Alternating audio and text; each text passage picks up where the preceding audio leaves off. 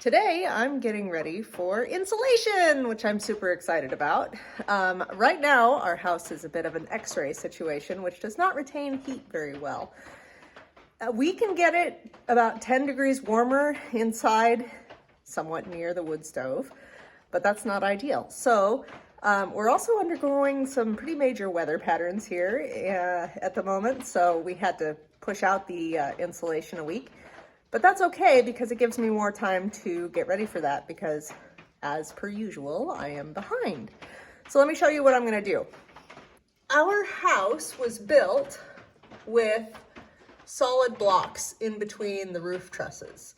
Now the original plan was to vent it into the roof itself, but that didn't wind up happening. So what we're gonna do is knock out these blocks, and we're gonna do every third block as you go down the house and replace it with a type of vent which is approved for fire danger. Fire hardening is super important to us. We live in a very wildfire prone area, so let me show you what that looks like. So these will replace the block. And as you can see, there is fine mesh on both sides, and there's actually a honeycomb pattern in the middle. This is to block embers. Of course, it's also gonna block creepy crawlies like lizards and whatnot, and hopefully all manner of insects as well from getting into our attic space. So I'm gonna knock out the blocks and I'm gonna just slide this in there. I've already test fit it. These come in a standard width, and luckily for me, our trusses are a match for that standard width.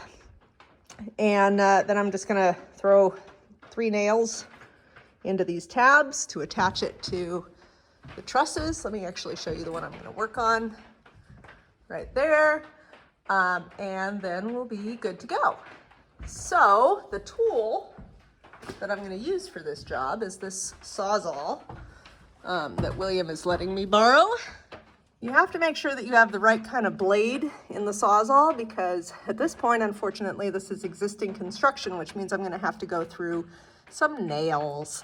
So what I just learned this morning as I was looking at them is that blades for sawzalls have pictures on them that show you what types of materials they can go through. So I have one in there right now that has a picture of nails in wood, which is exactly what I want. Here we go.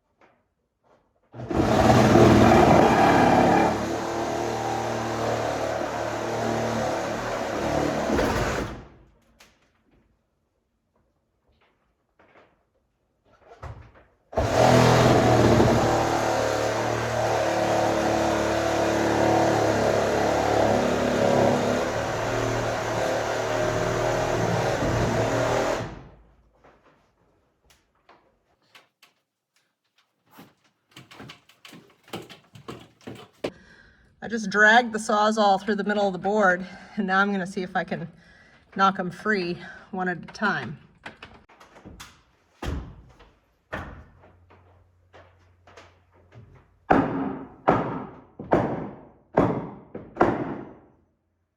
Now we're talking.